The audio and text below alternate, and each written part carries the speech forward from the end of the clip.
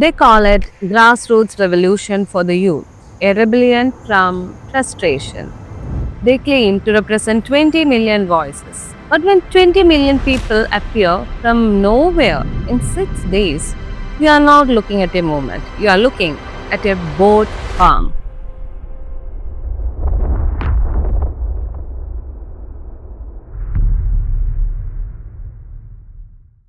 The Cockroach Janta Party or CJP is the latest viral trend, a parody party that on paper appears more popular than the BJP itself. But do not let the memes fool you. The real cockroach in our democracy is not a politician, and it is not a parody party as well. The real cockroach is a 140-year-old colonial bug designed in 1885 to ensure the system remains rigid no matter who wins. Today, we are unmasking the digital project posing as a youth rebellion while hiding the machinery behind modern political influence. The reel is designed perfectly for the algorithm. They took a comment about unemployed youth and transformed it into an identity. Says, I am a cockroach. It is proactive, angry, viral, and honestly, it works because millions of young Indians are frustrated. Like exam leaks, unemployment, inflation, corporate monopolies, political arrogance, CJP taps directly into that emotional exhaustion. They promise accountability, they promise rebellion, they promise a new order, and that is exactly why the branding feels authentic. But in digital politics, authenticity itself can be manufactured.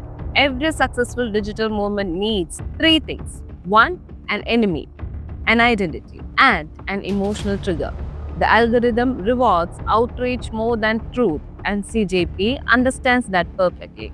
There is no longer politics. This is psychological programming optimized for the attention economy. The conversion of frustration into identity, like the identity into outrage and outrage into digital tribalism. Now let's look at the record. If this were a genuine Indian youth movement, why do follower concentrations appear in regions completely disconnected from its stated audience? One data point allegedly showed follower numbers from Tokyo, Kansas exceeding the city's actual population. Other clusters reportedly appeared across countries like Palestine, Brazil, Malaysia, and Ivory Coast with strangely synchronized engagement patterns. Organic communities grow unevenly. Both amplification grows in synchronized bursts. We are looking at evidence of inorganic paid both amplification at a scale that raises serious questions about coordinated influence operations. But the record reveals something even more disturbing. I listed at a point by point. Point number one, the founder was not an outsider. The founder of CJP was not some random frustrated youth with some meme page. The record shows prior involvement inside the Aam Aadmi Party's professional social media ecosystem from 2020 to 2023. Point number two, the Manish Sisodia connection. Before leaving for Boston, Abhijit Dipki publicly thanked former Delhi Deputy Chief Minister Manish for the opportunities so-called and declared, no distance will weaken my commitment to AAP. That is not internet speculation. That is his own public statement. Point number three, professional political propaganda experience. The founder already had experience in political communication and also in digital campaigning, which explains how CJP launched with elite level meme warfare, algorithm optimization, and nationwide narrative discipline within just days. And point number four, the US operations angle. A movement claiming to represent unemployed Indian youth was being strategically operated from Boston, United States by a political communication student trained in digital messaging. And the moment CJP exploded online, it rapidly found validation across India's anti-Modi influencer ecosystem, raising questions about whether this was truly organic outreach or a digitally coordinated political narrative. But then, the record gets even darker. In 2019, India removed Article 370, ending Kashmir's special status after decades of separatist violence and terrorism. For millions of Indians, this was a national security decision tied to unity and the sacrifices of soldiers.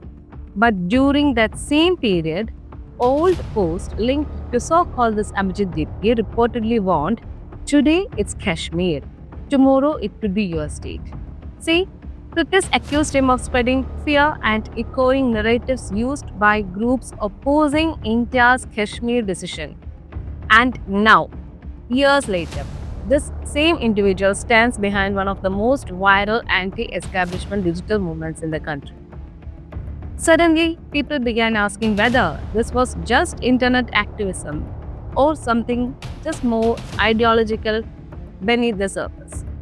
Why does the CJP exist? Because there are not the disease, they are a symptom of desperate, broken system. Think of it like 10 friends sitting in a dinner table, 4 vote for pizza, 6 wanted something else, but pizza still wins. That is India's first past the post system, a colonial electoral structure inherited from the British era where parties can dominate parliament without winning support from most citizens. In many elections, ruling parties secure massive power with barely around one-third of the total vote share.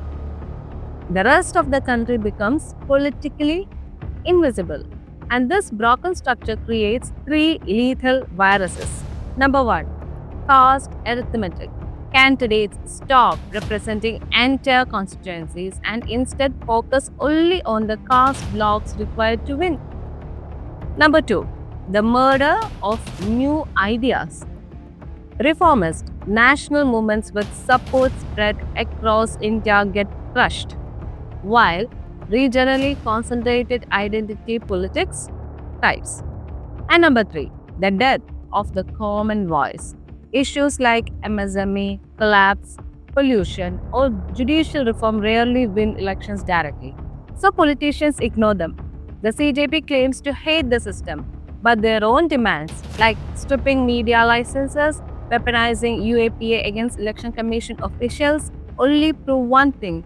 They do not want to cure the virus, they want to control it. They do not want to break the cage, they want to inherit it. And that is why the biggest danger is not the myths, it is the manipulation. The conversion of frustrated youth into algorithmically weaponized outrage communities. This is digital psychological warfare disguised as activism. Germany was destroyed after World War II, but instead of allowing one party to hijack democracy, they redesigned the system, the entire system itself. The solution was proportional representation. Every citizen gets 2 votes, one for local MP, one for the political party they actually believe in. If a party gets 10% of the national vote, it gets roughly 10% of parliament. No massive vote wastage, no artificial majority, no invisible citizens, and Germany added 2 critical safeguards. A 5% national threshold to prevent extremist friendship parties from hijacking the parliament, and a constructive vote of no confidence, which prevents governments from collapsing into chaos without an alternative ready. The result? 76 years without the kind of political instability that destroys democracies. India's Law Commission has reportedly discussed similar reforms multiple times. And yet, nothing changes. Why? Because the fox is guarding the hen house. The algorithm can manufacture virality, it can manufacture outrage, it can even manufacture revolutions. But it cannot manufacture truth forever, because every propaganda machine eventually leaves fingerprints, and we will keep tracking them. This is Chandni from the Unmasked Indian, and this story is far from over. Jai Hind.